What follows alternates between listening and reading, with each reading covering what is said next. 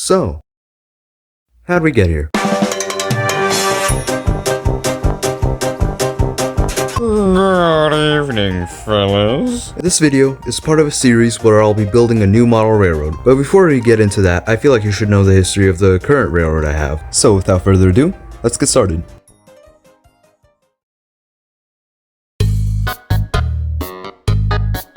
Before we get into how I actually built the layout, I feel like it'd be best if you know some of the basic details about the layout. The layout is of course scaled to be O gauge, and it uses fast track. The layout is 6 feet long and about 3.5 feet wide. The quote-unquote grass mat is actually a pool table cover. It is usually powered by a ZW transformer for my conventional or more power-using trains, but it can be also powered by a Z500 if I want to use whistles on my MTH engines. The layout plugs into the wall, right here under the table. I store most of my trains and wagons under the table, which might not be the best, but I never had problems. The layout usually has a loop of MPC era track, and it also has a loop of Tommy track. You may now continue to the rest of the video.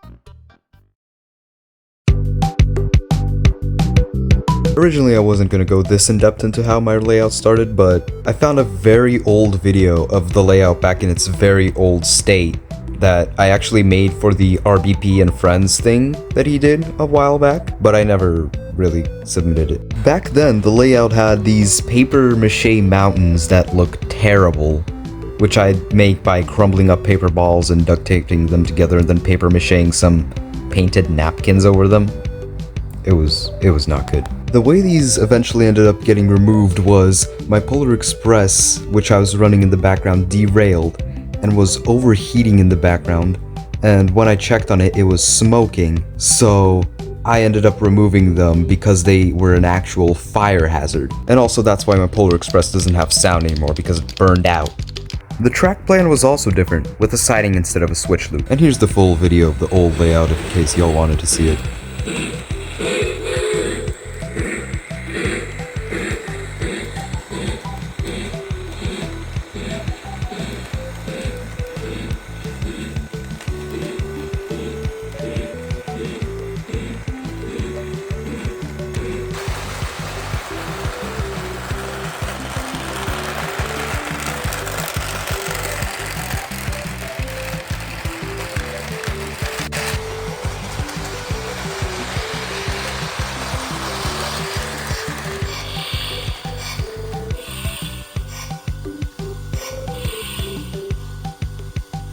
After this, the layout actually started getting good. Or passable, at least. The first train-related video on this channel was of my Dreyfus Hudson running on this version of the layout right after I removed the mountains pretty much. As you can see, the table was pretty barren and the track plan was a bit different. Now instead of a siding, there is a little diverging inner curve. A lot of the same decorations are on it though, such as the telegraph poles, the billboards, the station, the lights, and the Daily Bugle building. I also have this little Christmas thing on display, and it made sound and had lights. It was really cool while it lasted. Jumping ahead a bit, here's a version of the layout with the tunnel now. This was around the time when I first started putting out my train videos onto Discord to show my friends. If you were ever wondering why my Daily Bugle building is always destroyed, it's because my brother and his friends used to play in this room a lot, and they'd constantly throw objects, and they'd always directly hit that building. At one point, I did manage to get him to rebuild a part of the building, but that's about it. After this, a long period of time passed where I did absolutely nothing to the layout. The only thing that changed in that entire time was that this little red barn was added. After this, my entire house was getting recarpeted, and because my model railroad room was carpeted, I had to move all the furniture out of it so that the people putting up the carpets can do their job. Eventually, we got that new carpet, and because I was pretty much on a blank slate, I got to think of new model railroad designs. Originally I was planning a figure 8, but that did not work out, so I went for something a bit more simpler, and I got a pretty damn good track plan. I wasn't fully done setting it up at this point, I still needed to put a bunch of decorations back on it, but now there was a second loop in the middle, and the inner curve became an inner loop. I could now trap the train in 2 circles that it can loop around forever in. And I had a second loop which I could run some of my older engines in. Eventually I added back in the tunnel, and this is when I really started posting my trains onto YouTube. After this, there were only little changes being made to the layout, so here's a montage of the little changes made and some engines running.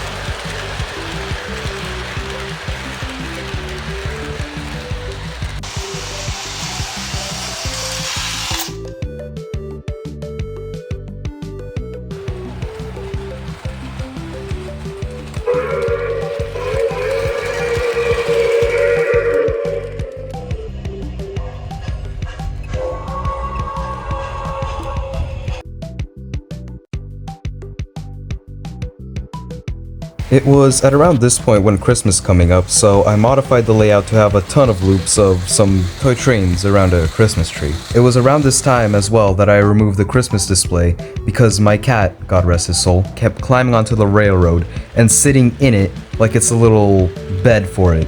And that completely just ruined it. It ripped the tree out, like completely gutted the wiring. A long time later, I made this little Tomy layout in the middle, and the layout stayed like this for a very, very long time.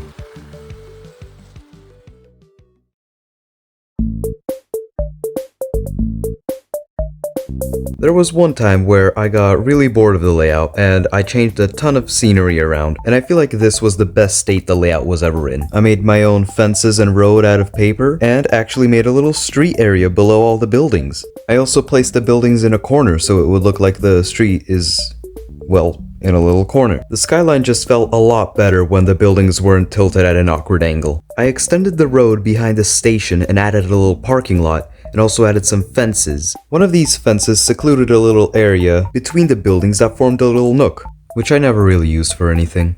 To finish off that area, I added some of my model cars and Lego cars in there. I then went over to the tunnel and started putting bricks on it, so that the cardboard wouldn't be exposed anymore. The farm area with the Tomy track stayed pretty much unchanged. There was also a scene for a little while with a car and a guy pulling up the hood of it. That got replaced in my hobby shop spree video by Garrett the Garbage Man Garrison and a red truck. I also added the crossing gates from that video over here. I then added a reference to a story I made with my friends, and after that I went ham on detailing. I dug through my old HO bin with a bunch of falling apart plastic kit building stuff and filled this cardboard box with a bunch of stuff I could use for scrap dressing. I added piles of broken railroad equipment and telegraph poles. I also used those same telegraph poles to add some little structure to the tunnel. And after that phase of detailing was done. After this, I started making plans to make a new model railroad perhaps. But I'm saving that for next video. And by the way, sorry I haven't been uploading to this channel a lot. I've been really busy working on like